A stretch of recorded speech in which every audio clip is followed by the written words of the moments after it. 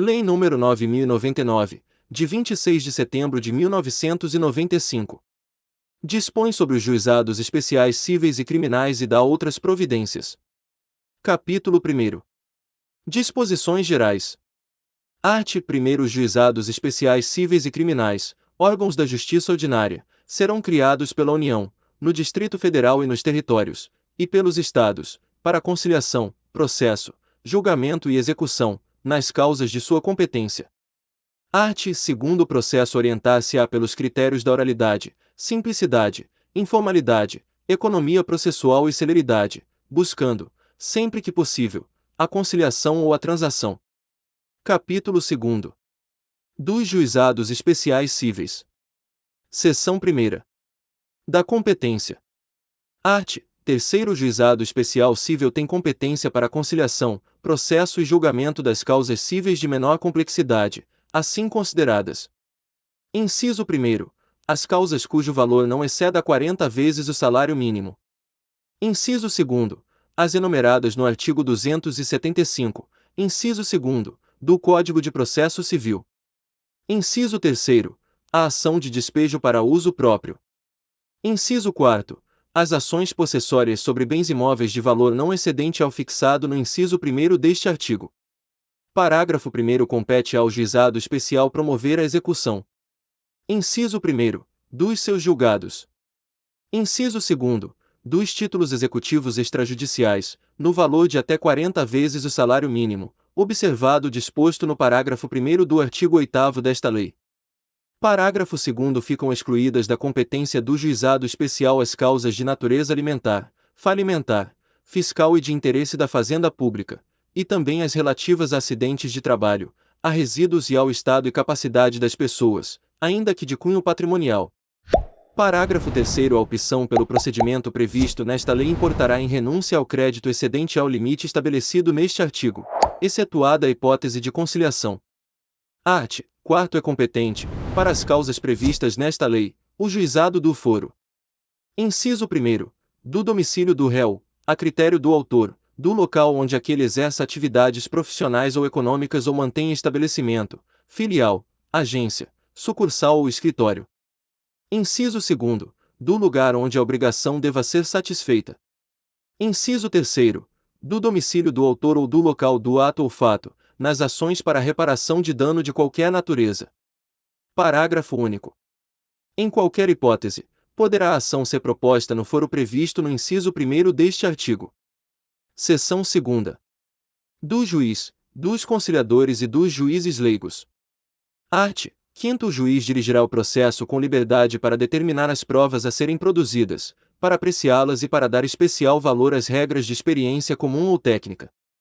Art. 6. O juiz adotará em cada caso a decisão que reputar mais justa e equânime, atendendo aos fins sociais da lei e às exigências do bem comum. Está gostando do vídeo? Inscreva-se no canal, ativa o sininho das notificações para receber os próximos vídeos, deixa o like e bons estudos. Art. 7. Os conciliadores e juízes leigos são auxiliares da justiça, recrutados, os primeiros, preferentemente, entre os bacharéis em direito, e os segundos, entre advogados com mais de 5 anos de experiência. Parágrafo único. Os juízes leigos ficarão impedidos de exercer a advocacia perante os juizados especiais, enquanto no desempenho de suas funções. Seção 3. Das partes. Art. 8. Não poderão ser partes, no processo instituído por esta lei, o incapaz, o preso, as pessoas jurídicas de direito público, as empresas públicas da União, a massa falida e o insolvente civil. Parágrafo 1. Somente serão admitidas a propor-ação perante o juizado especial. Inciso 1. As pessoas físicas capazes, excluídos os cessionários de direito de pessoas jurídicas. Inciso 2. As pessoas enquadradas como microempreendedores individuais, microempresas e empresas de pequeno porte na forma da Lei Complementar nº 123, de 14 de dezembro de 2006. Inciso 3. As pessoas jurídicas qualificadas como organização da sociedade civil de interesse público, nos termos da Lei nº 9.790, de 23 de março de 1999. Inciso 4. As sociedades de crédito ao microempreendedor, nos termos do artigo 1º da Lei nº 10.194, de 14 de fevereiro de 2001. Parágrafo 2º. Maior de 18 anos poderá ser autor, independentemente de assistência, inclusive para fins de conciliação. Art. 9. Nas causas de valor até 20 salários mínimos, as partes comparecerão pessoalmente, podendo ser assistidas por advogado. Nas de valor superior, a assistência é obrigatória. Parágrafo 1º. Sendo facultativa a assistência, se uma das partes comparecer assistida por advogado, ou se o réu for pessoa jurídica ou firma individual, terá a outra parte, se quiser, assistência judiciária prestada por órgão instituído junto ao juizado especial, na forma da lei local. Parágrafo 2º. O juiz alertará as partes da conveniência do patrocínio por advogado, quando a causa o recomendar. Parágrafo 3º. O mandato ao advogado poderá ser verbal, salvo quanto aos poderes especiais. Parágrafo 4º. O réu, sendo pessoa jurídica ou titular de firma individual, poderá ser representado por preposto credenciado, munido de carta de preposição com poderes para transigir, sem haver necessidade de vínculo empregatício. Art. 10. Não se admitirá, no processo, qualquer forma de intervenção de terceiro nem de assistência. Admitir-se-á o litisconsórcio. Art. 11. O Ministério Público intervirá nos casos previstos em lei. Seção 4ª. Dos atos processuais. Art. 12. Os atos processuais serão públicos e poderão realizar-se em horário noturno, conforme dispuserem as normas de organização judiciária. Artigo 12-A. Na contagem de prazo em dias, estabelecido por lei ou pelo juiz, para a prática de qualquer ato processual, inclusive para a interposição de recursos, computar-se-ão somente os dias úteis. Art. 13. Os atos processuais serão válidos sempre que preencherem as finalidades para as quais forem realizados, atendidos os critérios indicados no artigo 2º desta lei. Parágrafo 1º. Não se pronunciará qualquer nulidade sem que tenha havido prejuízo. Parágrafo 2º. A prática de atos processuais em outras comarcas poderá ser solicitada por qualquer meio idôneo de comunicação. Parágrafo 3º. Apenas os atos considerados essenciais serão registrados resumidamente, em notas manuscritas, datilografadas, taquigrafadas ou estenotipadas. Os demais atos poderão ser gravados em fita magnética ou equivalente, que será inutilizada após o trânsito em julgado da decisão. Parágrafo 4º. As normas locais disporão sobre a conservação das peças do processo e demais documentos que o instruem. Seção 5ª. Do pedido. Art. 14. O processo instaurar-se-á com a apresentação do pedido, escrito ou oral, à Secretaria do Juizado. Parágrafo 1º. Do pedido constarão, de forma simples e em linguagem acessível. Inciso 1º. O nome, a qualificação e o endereço das partes. Inciso 2º. Os fatos e os fundamentos, de forma sucinta. Inciso 3º. O objeto e seu valor. Parágrafo 2º. É lícito formular pedido genérico quando não for possível determinar, desde logo, a extensão da obrigação.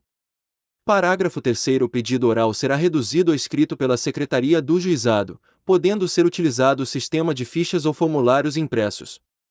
Art. 15. Os pedidos mencionados no artigo 3º desta lei poderão ser alternativos ou cumulados, nesta última hipótese, desde que conexos e a soma não ultrapasse o limite fixado naquele dispositivo. Art. 16.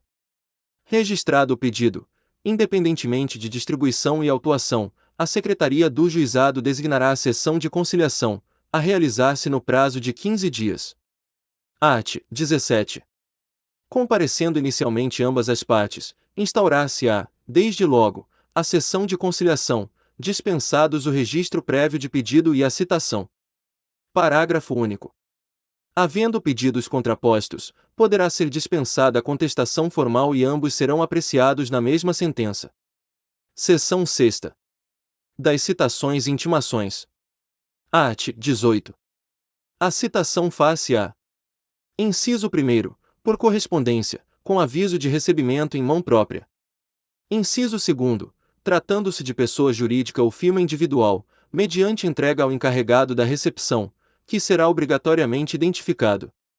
Inciso 3º. Sendo necessário, por oficial de justiça, independentemente de mandado ou carta precatória.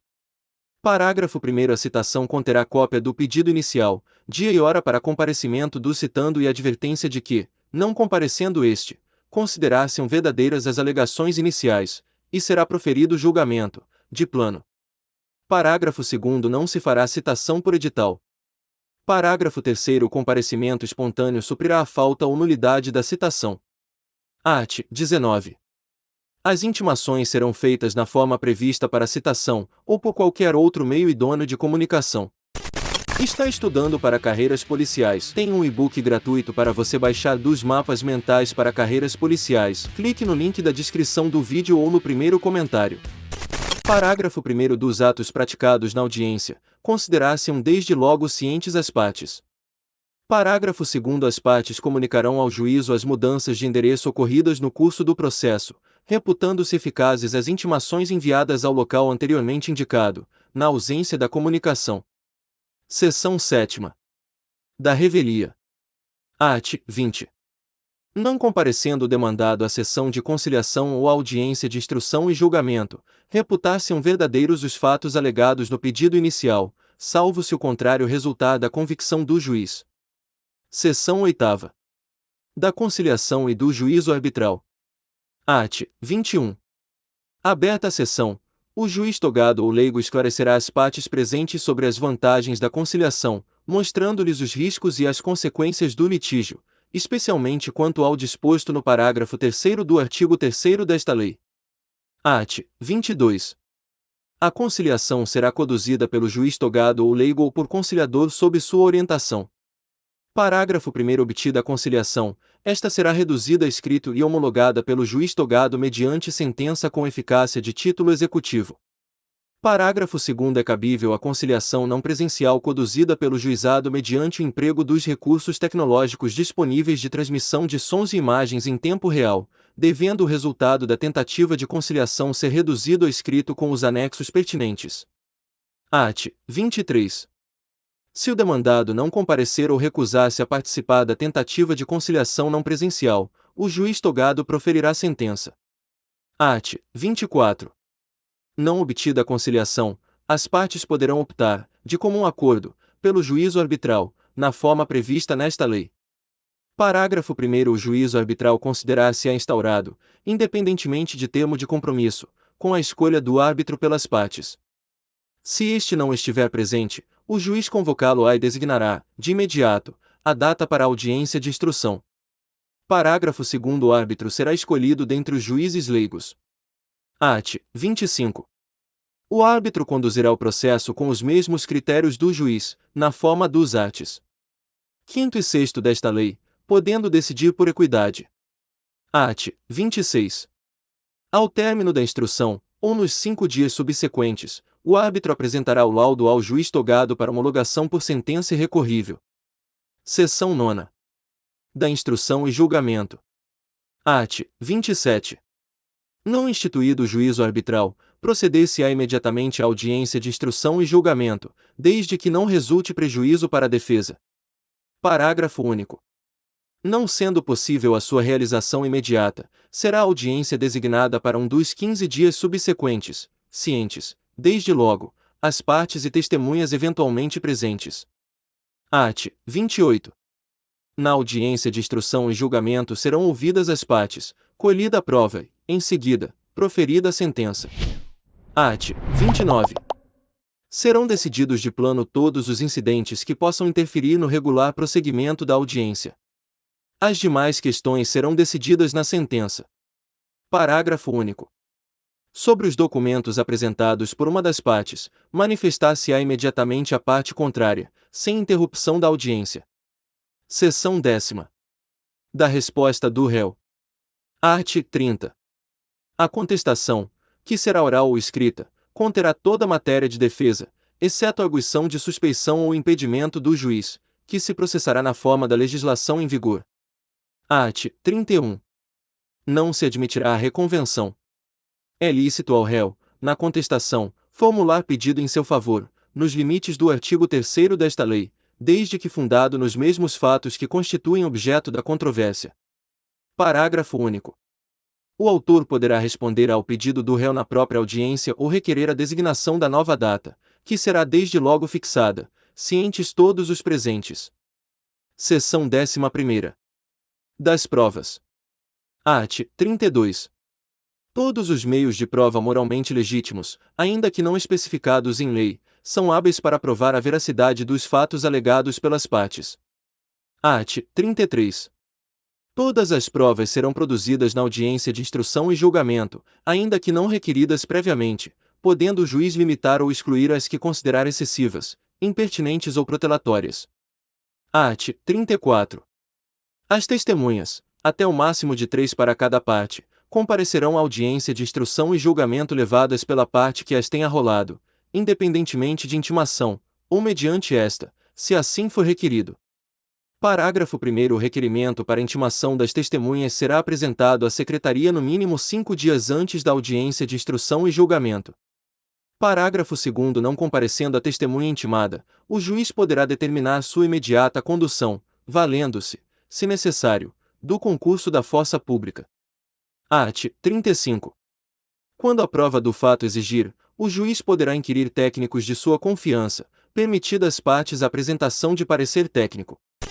Está estudando para carreiras policiais, mapas mentais para carreiras policiais, material atualizado, material em PDF com download liberado, 1 ano de atualizações gratuitas, garantia de 7 dias, mais de 390 mapas mentais. Se tiver alguma dúvida, vou deixar um vídeo mais detalhado na descrição sobre os mapas mentais. Até mais! Parágrafo único. No curso da audiência, poderá o juiz, de ofício ou a requerimento das partes, realizar inspeção em pessoas ou coisas, ou determinar que o faça pessoa de sua confiança, que lhe relatará informalmente o verificado. Art. 36. A prova oral não será reduzida a escrito, devendo a sentença referir, no essencial, os informes trazidos nos depoimentos. Art. 37. A instrução poderá ser dirigida por juiz leigo, sob a supervisão de juiz togado. Seção 12ª. Da sentença. Art. 38. A sentença mencionará os elementos de convicção do juiz, com breve resumo dos fatos relevantes ocorridos em audiência, dispensado o relatório. Parágrafo único. Não se admitirá sentença condenatória por quantia ilíquida, ainda que genérico o pedido. Art. 39. É ineficaz a sentença condenatória na parte que exceder a alçada estabelecida nesta lei. Art. 40. O juiz leigo que tiver dirigido a instrução proferirá sua decisão e imediatamente a submeterá ao juiz togado, que poderá homologá-la, proferir outra em substituição ou, antes de se manifestar, determinar a realização de atos probatórios indispensáveis. Art. 41. Da sentença, excetuada a homologatória de conciliação ou laudo arbitral, caberá recurso para o próprio juizado. Parágrafo 1º. O recurso será julgado por uma turma composta por 3 juízes togados, em exercício no 1º grau de jurisdição, reunidos na sede do juizado. Parágrafo 2º. No recurso, as partes serão obrigatoriamente representadas por advogado. Art. 42. O recurso será interposto no prazo de 10 dias, contados da ciência da sentença, por petição escrita, da qual constarão as razões e o pedido do recorrente. Parágrafo 1º. O preparo será feito, independentemente de intimação, nas 48 horas seguintes à interposição, sob pena de deserção. Parágrafo 2º. Após o preparo, a Secretaria intimará o recorrido para oferecer resposta escrita no prazo de 10 dias. Art. 43. O recurso terá somente efeito devolutivo, podendo o juiz dar-lhe efeito suspensivo, para evitar dano irreparável para a parte. Art. 44. As partes poderão requerer a transcrição da gravação da fita magnética que alude o parágrafo 3º do artigo 13 desta lei, correndo por conta do requerente as despesas respectivas. Art. 45. As partes serão intimadas da data da sessão de julgamento. Art. 46. O julgamento em segunda instância constará apenas da ata, com a indicação suficiente do processo, fundamentação sucinta e parte dispositiva. Se a sentença for confirmada pelos próprios fundamentos, a súmula do julgamento servirá de acórdão. Art. 47. Vetado. Seção 13ª. Dos embargos de declaração. Art. 48. Caberão embargos de declaração contra a sentença ou acórdão nos casos previstos no Código de Processo Civil. Parágrafo único. Os erros materiais podem ser corrigidos de ofício. Art. 49. Os embargos de declaração serão interpostos por escrito ou oralmente, no prazo de 5 dias, contados da ciência da decisão. Art. 50. Os embargos de declaração interrompem o prazo para interposição de recurso. Seção 14ª. Da extinção do processo sem julgamento do mérito. Art. 51. Extingue-se o processo, além dos casos previstos em lei. Inciso 1º. Quando o autor deixar de comparecer a qualquer das audiências do processo. Inciso 2º. Quando inadmissível o procedimento instituído por esta lei ou seu prosseguimento, após a conciliação. Inciso 3º. Quando for reconhecida a incompetência territorial. Inciso 4º. Quando sobrevier qualquer dos impedimentos previstos no artigo 8º desta lei. Inciso 5º. Quando, falecido o autor, a habilitação depender de sentença ou não se der no prazo de 30 dias. Inciso 6º. Quando, falecido o réu, o autor não promover a citação dos sucessores no prazo de 30 dias da ciência do fato. Parágrafo 1º. A extinção do processo independerá, em qualquer hipótese, de prévia intimação pessoal das partes.